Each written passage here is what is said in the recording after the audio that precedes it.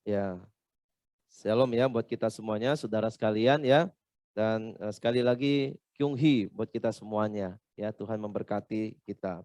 Nah, saudara sekalian, kita akan belajar tentang satu tema, yaitu ya kita merenungkan tema ini, belajar hidup untuk jadi berkat ya. Saudara, mungkin berkat ini konteksnya luas sekali, tetapi dalam hal spesifik yang kita ingin bahas, renungkan malam ini adalah dari Matius pasal yang ke-5 ya, ayat 38 sampai dengan 42. Oke. Jadi ada di layar Saudara ya. Jadi saya bacakan buat kita sekalian, ini ayat menjadi fondasi untuk renungan kita. Matius 5 ayat 38 sampai 42. Kamu telah mendengar firman, mata ganti mata dan gigi ganti gigi. Tetapi aku, ya di situ Tuhan Yesus berkata kepadamu, janganlah kamu melawan orang yang berbuat jahat kepadamu. Melainkan siapapun yang menampar pipi kananmu, berilah juga kepadanya pipi kirimu. Dan kepada orang yang hendak mengadukan engkau karena mengingini bajumu, serahkan juga jubahmu. Dan siapapun yang memaksa engkau berjalan sejauh 1 mil, berjalanlah bersama dia sejauh 2 mil. Berilah kepada orang yang meminta kepadamu dan janganlah menolak orang yang mau meminjam daripadamu. Saudara, sampai di sini dulu pembacaan firman Tuhan. Saudara, kita mungkin ya melihat ini ayat yang sulit untuk kita bisa lakukan. Karena yang paling mudah adalah kita itu kalau disakiti ya kita menyakiti orang lain ya. Kalau kita diperlakukan tidak baik, kita membalas. Kebanyakan orang itu akan seperti itu. Karena sulit sekali untuk bisa tidak membalas orang lain. Secara natural kita dalam kedagingan berdosa kita itu, kita cenderung tersulut. Waktu kita itu diperlakukan tidak adil, kita ingin membalas atau melakukan sesuatu untuk menunjukkan sebuah pembalasan kepada orang lain. Saudara, tapi kita sadar bahwa konsep yang salah kita harus mengerti ini. Ya, membalas lebih keras itu tidak sesuai dengan firman Tuhan. Ya, tidak sesuai dengan firman Tuhan. Ada kasus di dalam Alkitab itu ya di Kejadian pasal 4 ayat 23 ini, ayat ini. Ya. Ini seorang Lamek, berkatalah Lamek kepada kedua istrinya itu, Ada dan Zila. Dengarkanlah suaraku, hai istri-istri Lamek. Pasanglah telingamu kepada perkataanku ini. Aku telah membunuh seorang laki-laki karena ia telah melukai aku. Membunuh seorang muda karena ia memukul aku sampai bengkak. Sudah perhatikan ya, orang ini, Lamek ini membunuh seorang laki karena ia melukai aku. Sudah perhatikan ada natur yang sangat keras sekali waktu pembalasan itu dilakukan. Dia bunuh orang hanya karena dia dilukai. Hanya karena dilukai, ya mungkin luka ini tidak jelas, tidak sampai membuat dia mati, saudara. Tidak membuat dia sampai terpapar, tidak berdaya begitu. Buktinya dia bisa membunuh orang. Artinya lukanya itu masih, dia mempunyai kekuatan di tengah-tengah lukanya ini. Lukanya mungkin tidak seberapa, tapi yang dia lakukan sebaliknya kepada laki-laki muda itu, dia membunuhnya. Ya, mungkin dikatakan di ayat selanjutnya, di frase selanjutnya, dia cuma dipukul sampai bengkak. Ya, sampai memar, sampai bengkak, tapi dia membalas dengan membunuh orang muda itu. Nah, saudara lihat ya, ini sangat ganas sekali bukan ya? Nah, dan sebab dikatakan selanjutnya, pasal 4 ayat 24, sebab jika Kain harus dibalaskan 7 kali lipat, maka Lamek 77 kali lipat. Jika itu ya, sebab jika, jadi ada kata jika ini ya, jika kalau diurut dengan pembalasan, maka Kain itu 7 kali lipat, Lamek itu 77 kali lipat. Saudara, jadi kebanyakan orang akan bereaksi seperti ini ya. Seperti Lamek, kalau diperlakukan sedikit, dia balas lebih keras lagi. Ya, kalau dia dipukul cuma luka, dia kalau bisa pukul lebih keras lagi orang lain. Sudah, inilah sifat orang ya yang ingin membalas, membuktikan kita ini bukan orang lemah, saudara. Ya, seorang yang berdosa ini akan sangat bangga ketika dia bisa melakukan dosa kekerasan seperti Lamek itu. Dia malah ceritakan kepada istri-istrinya. Sepertinya begitu bangganya dia telah membunuh satu orang hanya karena dia dilukai atau dipukul sampai bengkak. Nah, saudara sekalian, kalau kita lihat ya, ini konsep yang salah sekali. Menggunakan kekerasan kita tahu, pasti akan berujung dengan pada kekerasan. Lamek ini contohnya. Fakta di sekeliling kita juga kita banyak tahu mendapati orang-orang yang membalas itu jauh lebih keras daripada itu perlakuan yang kita terima. Ya, makanya natur dari pembalasan itu saudara selalu melebihi porsinya. Ya, selalu melebihi porsinya. Nah, saudara, inilah yang harus kita waspadai. Ya, apakah keadaan seperti ini yang diinginkan Tuhan? Ya, seperti Lamek ini, membalas, membalas dan terus membalas. Dan kita tahu saudara, kalau membalas, ujungnya tidak pernah selesai. Ya, ujungnya tidak pernah selesai. Apakah ini yang memang Tuhan inginkan dari anak-anak Tuhan yang sudah menikmati kasih Tuhan, menikmati kebaikan Tuhan, menikmati pengampunan Tuhan, dan menikmati juga kasih dari Tuhan, kasih karunia-Nya. Saudara, kalau ini dilakukan ya, menurut Mahatma Gandhi pernah berkomentar begini, ya tentang mata ganti mata, gigi ganti gigi.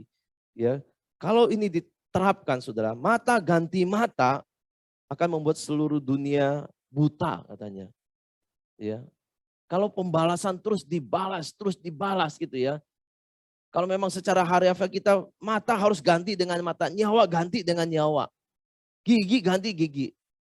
Maka dibilang mata ganti mata akan membuat seluruh dunia ini buta, saudara. Lalu apa artinya mata ganti mata, gigi ganti gigi? Saudara ya, ini di ayat diambil dari Perjanjian Lama. Ya, misalnya di Imamat 24 ayat 19 sampai 20, apabila seseorang membuat seorang sesamanya bercacat, maka seperti yang telah dilakukannya, begitulah harus dilakukan kepadanya. Patah ganti patah, mata ganti mata, gigi ganti gigi. Seperti dibuatnya orang lain bercacat, begitu harus dibuat kepadanya. Nah, saudara, ini memang di dalam firman Tuhan di Perjanjian Lama dicatat, dan ini menjadi sebuah hukum. Tetapi bagaimana ini bisa diaplikasikan? Bagaimana kita mengerti ini?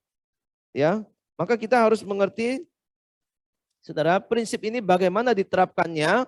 Mari kita lihat sekilas ya, karena ini juga orang masih sering kutik ya, masih kutip dan bahkan bisa dijadikan prinsip untuk pembalasan. Apakah ini menjadi prinsip pembalasan? Mata ganti mata, gigi ganti gigi ya, patah ganti patah di situ. Ya. Nah, kita lihat sejenak sifat dari perintah ini ya, mata ganti mata ini ada prinsip lex talionis ya. Lex talionis itu dalam bahasa Latin ya. Artinya hukum retribusi ini. Ya, hukum retribusi ini itu adalah standar kebenaran, keadilan dan hukum nantinya akan diterapkan di dalam masyarakat dan bangsa Israel.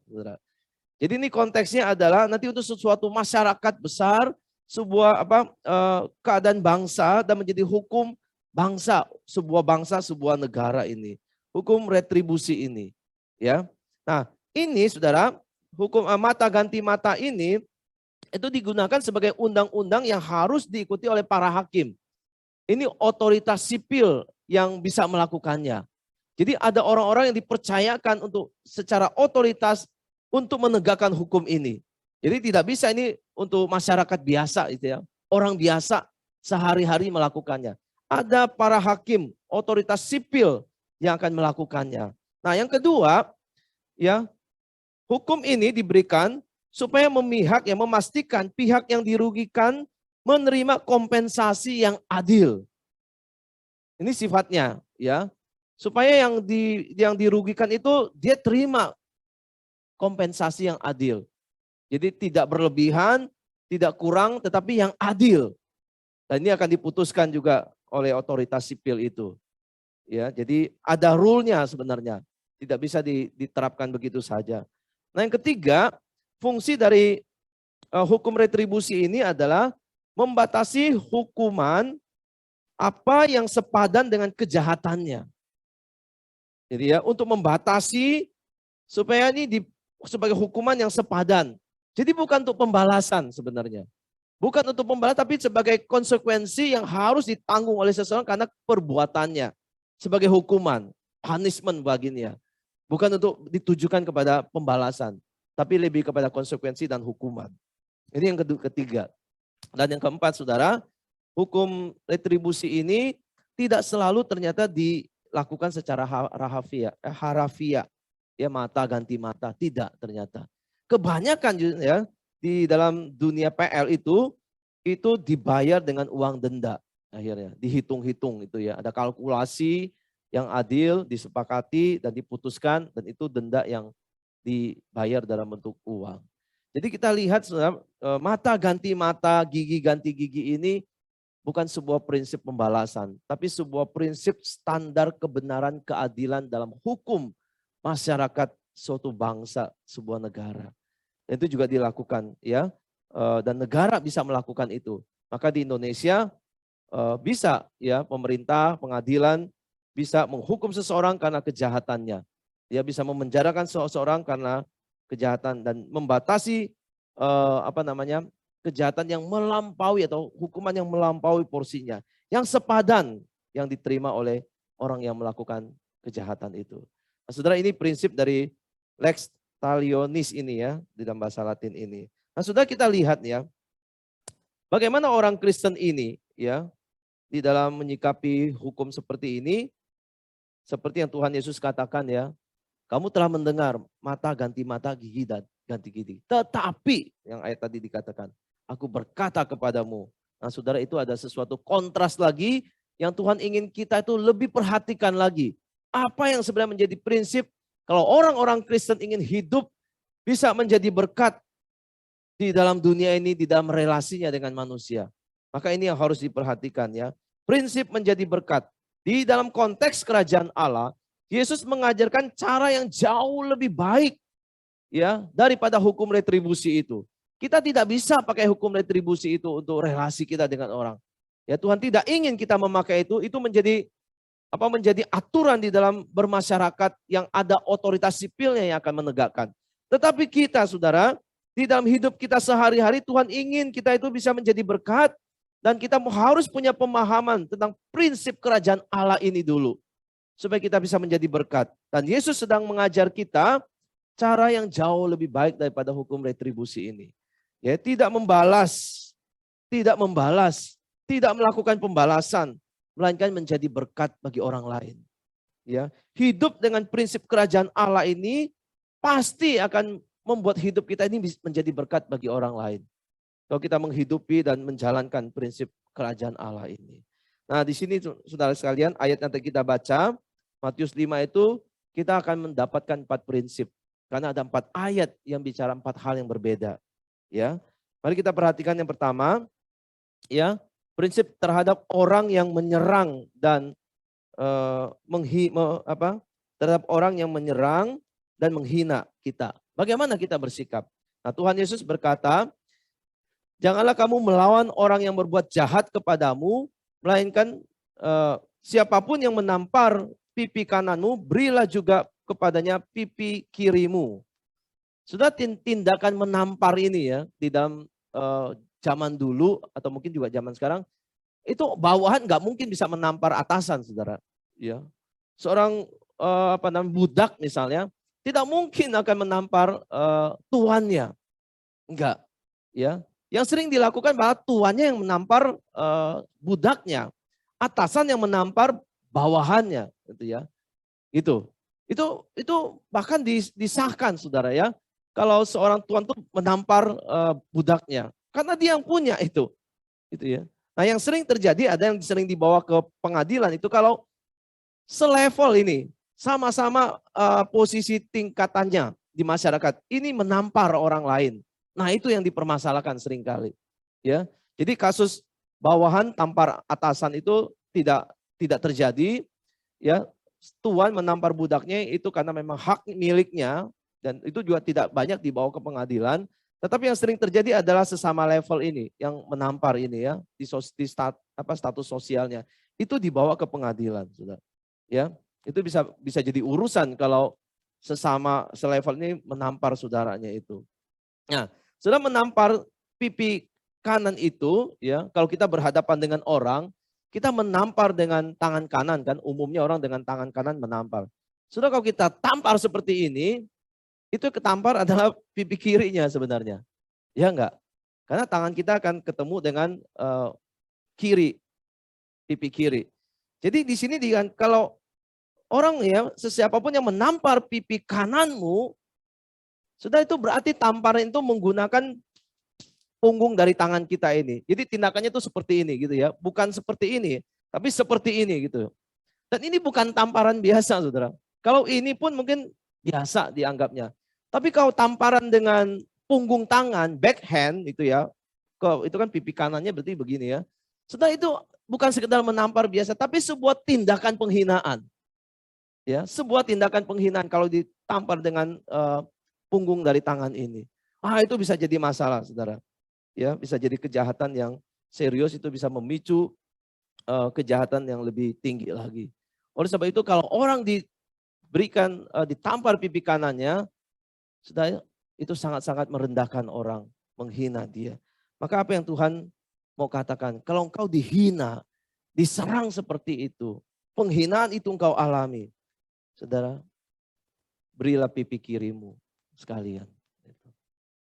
Saudara, ini jelas sekali bukan dalam arti harafiah ya. Harafiah kita harus memberi pipi kiri, gitu ya. Tetapi sebagai anak Tuhan kita diminta untuk menguasai keinginan berdosa, keinginan membalas itu, daripada kita dikuasai oleh dosa, gitu ya. Dikuasai oleh keinginan membalas. Kita yang harus menguasai itu, bukan kita yang dikuasai.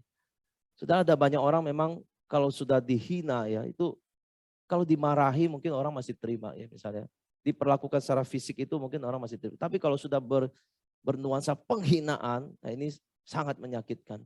Dan orang cenderung akan melakukan pembalasan.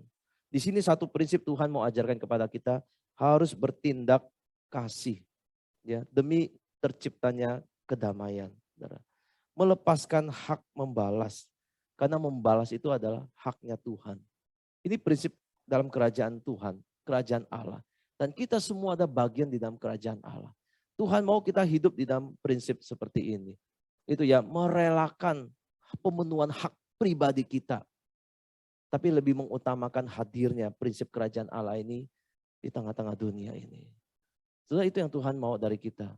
Ya, bagaimana kalau dalam tindakan orang yang menyerang dan menghina ini, jangan membalas, tetapi bertindaklah sebaliknya. Memberikan tindakan kasih, mengasihi, dan belajar melepas hak pembalasan ini. Karena Tuhan juga tahu apa yang kita alami, dan Dia adalah hakim yang adil. Sudah, ini bagian pertama ya, dari terhadap orang yang menyerang dan menghina kita. Prinsip kedua, saudara, di ayat yang berikutnya, terhadap orang yang menuntut kita atas hak milik. Ya, atas hak milik. Jadi Matius 5:40, dan kepada orang yang hendak mengadukan kau karena mengingini bajumu, serahkan juga jubahmu. Ya, saudara, di dalam kebudayaan orang di zaman Tuhan Yesus itu, orang miskin itu hanya punya baju itu satu. Hanya punya baju ya. Orang yang lebih tinggi, lebih kaya sedikit punya jubah gitu. Dia punya jubah. Jubah ini ya untuk menutupi dia seperti selimut ya, kalau dia di tengah-tengah musim dingin, di tengah malam itu ada jubah yang bisa menjadi selimutnya. Gitu ya. Dan karena orang-orang miskin hanya punya satu baju, saudara. Kadang-kadang kalau mereka perlu uang, itu baju itu bisa digadaikan. Ya, jubah atau baju itu bisa digadaikan di tempat gadai hanya untuk pinjam uang. Gitu. Nah, kalau saudara orang miskin itu terlibat kasus hukum, ya, terlibat kasus hukum, dia tidak punya uang membayar. Mau nggak mau dia juga kadang-kadang menawarkan bajunya atau jubahnya itu sebagai bayaran untuk kasus dia. Gitu. Jadi sudah bisa bayangkan ya, situasi konteks masyarakat yang sangat miskin itu, baju cuma satu. Gitu ya. Itu kadang harus dipertaruhkan untuk demi mendapatkan keadilan. Di dalam kasus hukum dia harus bayar dan bayar dengan bajunya. Atau dia sangat miskin tidak punya makan, dia harus pinjam, dia gadaikan bajunya. Itu ya. Nah, sudah apa yang Tuhan katakan ya tentang baju dan jubah ini di dalam perjanjian lama. Keluaran 22 ayat 26. Jika engkau sampai mengambil jubah temanmu sebagai gadai, maka harus engkau mengembalikan kepadanya sebelum matahari terbit. Ya, Tuhan sudah atur. Jadi Tuhan sangat ingin orang itu, haknya orang itu yang hanya punya satu baju itu dikembalikan sebelum malam, sebelum matahari terbenam. Karena mereka butuh itu. Itu ya. Mereka perlu itu karena mereka hanya punya satu baju itu. Orang-orang miskin itu. Tetapi kalau itu dilanggar ya. Tuhan juga berikan ayat berikutnya. Sebab hanya itu saja penutup tubuhnya, itulah pembalut kulitnya. Pakaian apakah ia pergi tidur? Maka apabila ia berseru-seru kepadaku, aku akan mendengarnya. Sebab aku ini pengasih. Nah, saudara, kita belajar di sini ketika orang sudah menginginkan bajumu, kata Tuhan, serahkan juga jubahmu. Jadi betul-betul nggak ada perlindungan, ya nggak ada pembalut kulit, nggak ada pakaian untuk tidur. Ya orang bisa sakit, bisa masuk angin, bisa kena penyakit, saudara ya. Bahkan dalam kedinginan orang bisa mati juga karena tidak punya baju. Gitu. Ya. Tetapi Tuhan berkata, Tuhan mau kita belajar prinsip itu. Kalau orang mengingini ya milik kita, hak milik kita, baju kita, apapun yang kita pakai itu ya. Tuhan mau minta kita untuk relakan. Ya, merelakan dan hak itu dilepaskan. Gitu ya, dilepaskan. Dan juga apa? Ada orang-orang seperti orang Farisi itu sudah yang minggu lalu di dalam doa pagi juga disebut-sebut yang menelan rumah-rumah janda itu. Itu juga hak milik orang lain yang ditelan itu ya. Ditelan. Jadi kalau ada orang seperti itu ya mengambil ingin menuntut hak kita, relakan. Kadang-kadang Tuhan berkata, dia sudah begitu menjebak orang, ingin mengambil milik kita dengan segala cara, kadang-kadang tidak bisa dipertahankan lagi ya. Hak itu dilepaskan. Menyerahkan kekhawatiran di dalam pemeliharaan Tuhan. Ya, saudara bayangkan ya, ini kondisi yang sangat memilukan kalau seorang yang sudah hanya punya baju, tapi ada orang betul-betul mengingini bajunya. Ya udah jubah juga diserahkan. Jadi betul-betul habis gitu ya. Jadi hak yang tidak dipertahankan, tetapi juga menyerahkan kekhawatiran hidup ini di dalam pemeliharaan Tuhan. Sebab Tuhan berkata, aku ini pengasih. Tuhan akan mengingat orang-orang yang seperti ini di dalam penderitaannya, di dalam kesulitannya. Menyerahkan segala sesuatu kepada Tuhan di dalam pemeliharaan Tuhan. Jadi saudara kita belajar prinsip ini ya, prinsip kedua ini ya. Sudah kalau kita lihat kejahatan orang-orang di dalam dunia, di dalam konteks kita juga gitu ya.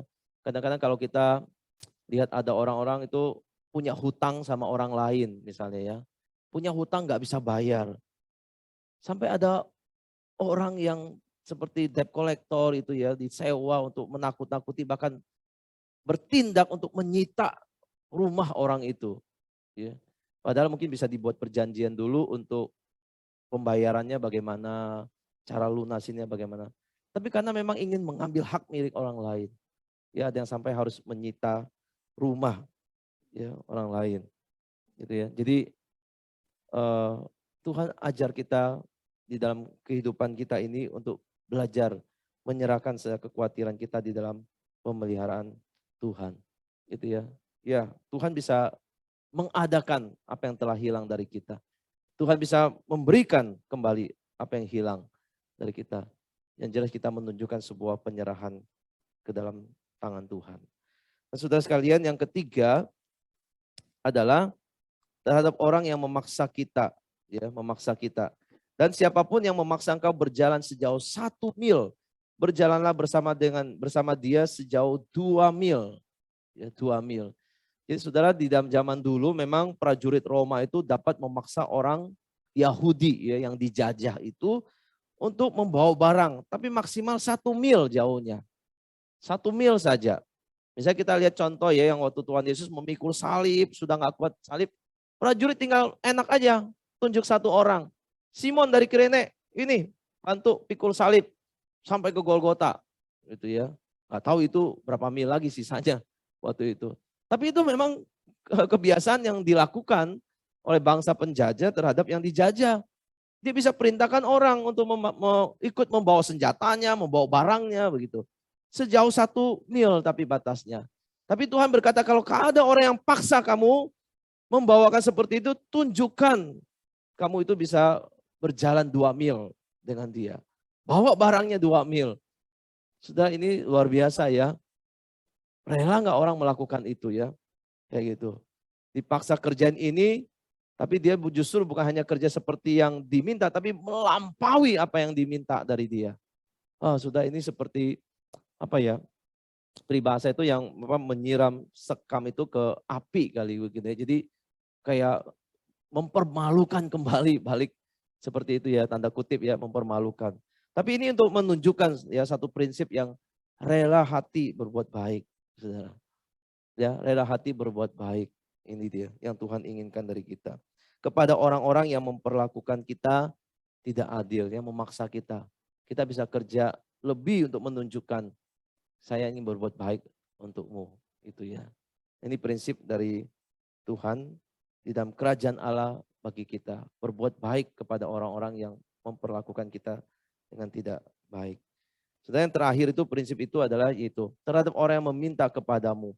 Berilah kepada orang yang meminta kepadamu dan janganlah menolak orang yang mau meminjam kepadamu. Saudara, di sini ada prinsip juga begini ya. Membantu orang yang benar-benar membutuhkan itu, artinya orang Kristen juga dianjurkan untuk memberi, tidak memberi dengan kebodohan, saudara. Ya, ada 2 hal yang dikatakan di sini. Kita tidak memberi, tidak dianjurkan memberi dengan kebodohan. Misalnya satu ayat mengingatkan kepada kita, jangan kamu memberi barang yang kudus kepada anjing, dan jangan kamu melempar mutiaramu kepada babi, supaya jangan diinjak-injaknya dengan kakinya, lalu ia berbalik dan mengoyak kamu. Jadi ini sebuah ayat ya saudara ya, kita bisa lihat prinsip sederhananya, ya sia-sia kalau diberikan kepada barang yang berharga itu kudus itu kepada anjing atau yang mutiara kepada babi-babi. Ini kan kebodohan sebetulnya. Ya kalau memberi seperti itu. Jadi saudara ya, memberi pun harus ada bijaksananya di dalam memberi. Gitu ya. Di dalam memberi. Nah saudara, saya ada beberapa pengalaman tuh ya soal memberi kepada orang lain ya. Pertama saya pernah memberi kepada orang lain ya. Dalam kebodohan juga saudara ya. Ada orang minta kepada saya enggak. Pokoknya dia minta saya beli, saya memberi gitu ya. Memberi. Jadi ternyata sudah setelah saya tahu saya beri uang, sejumlah uang kepada seseorang, apa yang dia lakukan saudara? Dia pakai uang itu malah beli rokok saudara. Ya. Jadi saya sedikit menyesal waktu memberi. Jadi seperti itu ya, memberi untuk sesuatu yang orang pakai bukan untuk sesuatu yang bermanfaat gitu ya. Sesuatu yang dikatakan kita tidak boleh memberi dengan kebodohan itu ya. Jadi itu pernah terjadi juga di dalam hidup saya, beri uang kepada orang. Sudah ada lagi saudara ya, pernah ada orang dekat Pademangan sini ya, waktu saya beli makanan, dia juga datang disamperin untuk minta uang. Nah sudah saya belajar dari kasus sebelumnya ya, berarti kalau dia minta, saya tanya untuk apa? Untuk makan, oke untuk makan gitu ya. Kali ini saya tidak berikan uang lagi saudara. Gak tahu kalau dia mau beli makanan atau yang lain ya. Saya mau beli makanan apa? Saya beli makanan ini saya bungkus 2 ya. Jadi saya kasih 1, jadi tunggu aja. Nah saya belajar dari kasus memberi yang awal-awal itu ya. Sekarang memberi belajar dari kasus yang sebelumnya. Sekarang saya beriin makanan saudara untuk dia dibungkus. Ibu bisa makan begitu. Nah yang ketiga saudara, saya waktu di Food Centrum itu dekat Sunter itu juga pernah ya dalam masa pandemi kedatangan orang, seorang bapak dengan seorang anak itu mengatakan, Pak boleh nggak minta uang, saya mau beli susu ini buat anak saya yang belum minum susu. Waktu itu saya sama istri. Saya bilang, oke, ya oke. Susunya apa Pak? Gitu. Susunya ini dia sebut mereknya. Oke Pak. Jadi saya nggak beri uang lagi. Saya juga kalau beri uang saya juga nggak tahu dia akan dipakai untuk apa uang itu. Saya bilang, Bapak tunggu sini, di situ ada Indomaret, saya akan pergi ke sana beli, nanti saya kembali ke sini. Jadi saya suruh dia tunggu, saya ke Indomaret, karena di situ ada 2 Indomaret. Saya beli susu dan 1 makanan, lalu saya kasih ke mereka. Itu. Jadi memberi itu juga kita diminta untuk tidak dianjurkan memberi dalam kebodohan. Memberi, ya meskipun itu juga bisa disalahgunakan, iya bisa juga. Ya, tetapi Tuhan minta kita itu berilah kepada orang yang meminta kepadamu. Gitu. Tapi dengan hikmat bijaksana yang dari Tuhan. Supaya kita bisa memberi. Ya. Dan jangan menolak orang yang meminjam daripadamu. Saudara ya, ini Musa Felix minggu lalu saya cerita dia juga sering beberapa kali meminjamkan orang. ya, untuk kebutuhan orang. Dan yang kedua, saudara, di sini dikatakan memberi kepada pemalas yang tidak memerlukan. Kita juga, Paulus sendiri mengatakan itu ya di dalam ayat 2 Tesalonika 3 ayat 10. Sebab jika waktu kami berdoa di antara kamu, kami memberi peringatan. Saudara, ini disebut peringatan loh ya. Jadi katanya cukup keras. Memberi peringatan kepadamu, jika seorang tidak mau bekerja, janganlah ia makan. Saudara. Kalau ada orang seperti ini kan kita berpikir ya kita tolong lah ya, kita tolong, kita berikan bantuan, kita berikan uang, kita berikan pinjaman mungkin ya. Kalau ada orang datang kepada kita karena dia tidak bekerja alasannya, lalu dia minta sesuatu dari kita atau pinjam sesuatu dari kita. Jadi Paulus sendiri kepada jemaat di Tesalonika diberikan peringatan, warning saudara, cukup keras. Jika seorang tidak mau bekerja, janganlah ia makan. Bukannya ditolong, tapi dibilang jangan ia makan. Jangan diberi makan ya, mungkin bisa di dalam pengertian itu juga. Jadi saudara, prinsip kerajaan Allah tetap kita harus bermurah hati. Bermurah hati kepada orang. Tapi jangan juga kemurahan hati kita itu dipermainkan, dimanipulasi, dimanfaatkan oleh orang-orang lain. Kita tidak menghadirkan sebuah prinsip dalam kerajaan Allah. Bermurah hati yang bijaksana yang Tuhan mau ajarkan kepada kita. Ya. Tidak dengan kebodohan dan membabi buta, tapi juga kepada pemalas yang tidak membutuhkan, betul-betul pemalas yang tidak membutuhkan, Tuhan pun mau kita bisa mempunyai prinsip yang tegas. Ya, bermurah hati tapi dalam bijaksana yang Tuhan inginkan. Saudara sekalian, jadi di dalam 4 prinsip ini, ya tidak berarti orang percaya itu menyerah pasif ya, terhadap kejahatan, terhadap perbuatan-perbuatan yang tidak adil yang terjadi pada kita. Tuhan bukan minta kita pasif ya, tetapi aktif mengatasi kejahatan dengan kebaikan. Seperti membalikkan kejahatan dengan kebaikan yang bisa kita tunjukkan. Ya, memberi pipi kiri gitu ya, memberi jubah ya, lalu apa? Berjalan 2 mil. Orang yang meminjam juga diberikan, Saudara. Sepertinya Tuhan ingin kita itu mengatasi perlakuan-perlakuan atau orang-orang yang sekitar kita itu dengan menunjukkan kebaikan kepadanya. Ya, caranya bagaimana? Ya tunjukkan sebuah sifat karakter kerajaan Allah yang lebih tinggi nilainya. Ya memang seharusnya itu ada di dalam dunia tapi sudah hilang karena dosa. Bagaimana kita bermurah hati, bagaimana kita bertindak kasih, bagaimana kita menunjukkan sebuah penyerahan dalam diri kepada tangan Tuhan dan sebuah kemurahan hati yang penuh bijaksana dan pertimbangan seperti dari prinsip Alkitab. Saudara ya, jadi tindakan yang Tuhan tawarkan ini, yang Tuhan minta kita lakukan ini sebuah tindakan yang berlawanan dengan pemikiran umum, dengan perilaku umum. Tuhan mau kita sungguh-sungguh bisa menjadi murid Tuhan yang bisa memberikan kesaksian yang kuat akan hadirnya kerajaan Allah dan kebenarannya. Sekali lagi bukan membalas, saudara ya. Bukan membalas, ya, bukan mengutuk, bukan juga mengabaikan orang-orang di sekitar kita, tetapi juga bagaimana kita ini memperlakukan dengan baik, saudara ya. Baik. Jadi Tuhan mau kita menghadirkan prinsip Allah ini didahulukan di dalam konteks hidup kita. Daripada pemenuhan hak pribadi kita. Ya, kalau disakiti maunya membalas gitu. Enggak. Tapi unsur penyangkalan diri, melakukan hal yang extraordinary bagi orang lain. Atau extra miles buat orang lain. Ya.